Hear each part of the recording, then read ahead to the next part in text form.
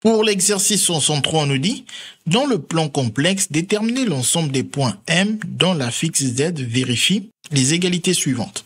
Donc, on commence par nous rappeler que l'argument d'un nombre complexe Z que nous avons décidé de noter θ n'est rien d'autre que l'angle orienté UOM, où U est le vecteur qui permet de définir l'axe des réels. Et donc, dans un graphique, l'argument de Z, c'est cet angle-là entre les vecteurs U et OM. Donc, ici, quand on nous parle de l'argument de Z égale à pi sur 3, comme on sait que l'argument de Z, c'est l'angle UOM, il nous suffit de remplacer alors ici argument de Z par UOM. Donc, finalement, nous cherchons les points M tels que l'angle UOM est égal à pi sur 3. On peut visualiser cela à l'aide d'un schéma. On fait l'axe des réels, l'axe des imaginaires purs, on trace le cercle de centre O et de rayon 1, à savoir le cercle trigonométrique, et on va commencer à trouver un premier point qui vérifie cette condition, tel que de O à ce point, qu'on peut même appeler A, on est l'angle UOA égal à pi sur 3.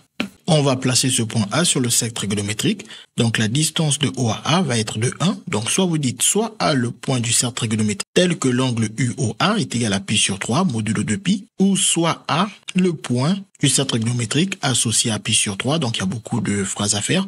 Ou soit vous pouvez juste dire que soit A le point A et que la distance de O à A vaut 1. Donc, vous choisissez celle que vous préférez, mais en tout cas, vous définissez le point A. Et on sait que pour trouver ce point A sur le cercle trigonométrique, par expérience, on prend un demi ici sur l'axe des abscisses et on s'intéresse au point qui a cette abscisse et qui se retrouve de ce côté du cercle. Il s'agit de notre point A. On a ainsi le vecteur OA.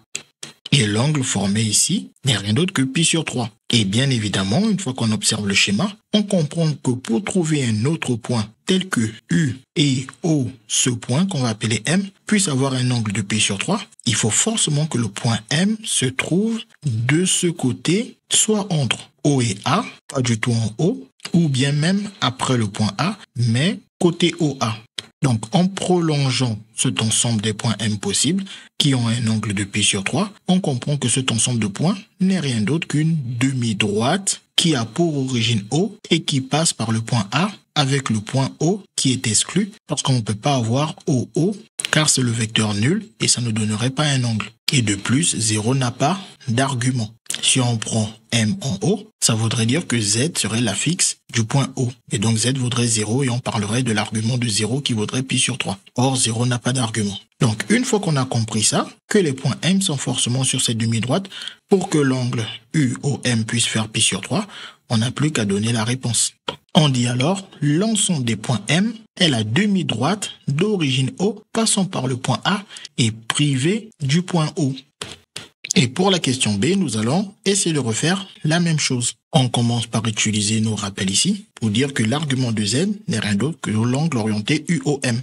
Et une fois qu'on est là, on va essayer de trouver une première solution, en général qui se trouve sur le cercle trigonométrique. Donc, soit vous pouvez reprendre A comme nom de cette solution, étant donné qu'on a bien repris M comme le point d'affixe Z. Ou si vous voulez, vous pouvez changer, au lieu de mettre A, vous pouvez mettre par exemple B. Donc on dirait par exemple, soit B, le point du cercle trigonométrique, image de moins pi. On fait alors notre schéma, on trace l'axe réel et l'axe imaginaire, ainsi que le cercle trigonométrique, c'est-à-dire le cercle de centre O et de rayon 1. Et par expérience, on sait que moins pi se trouve à ce niveau. Et donc, par conséquent, le point B, il se trouve alors à ce niveau. On a bien que cet angle vaut moins pi. Et donc, les points M que nous cherchons, on comprend qu'ils doivent se trouver sur l'axe des abscisses ou l'axe des réels, mais à gauche du point O. Tous les points qui sont à gauche, qu'ils soient ici ou même ici, ils permettront d'avoir un angle de moins pi entre le vecteur U et le point OM de la même manière. Donc, on comprend que l'ensemble des points M que l'on cherche n'est rien d'autre que la demi-droite d'origine O passant par le point B et privé du point O parce que O nous donne Z égale à 0 et 0 n'a pas d'origine. Donc, on peut par exemple dire l'ensemble des points M est la demi-droite d'origine O passant par B et privé du point O. On remarque qu'on aurait pu dire, par exemple, que comme argument de Z est égal à moins pi à 2 pi près, cela veut tout simplement dire que Z, qui se trouve alors sur l'axe des réels, et du côté négatif, n'est rien d'autre qu'un réel strictement négatif.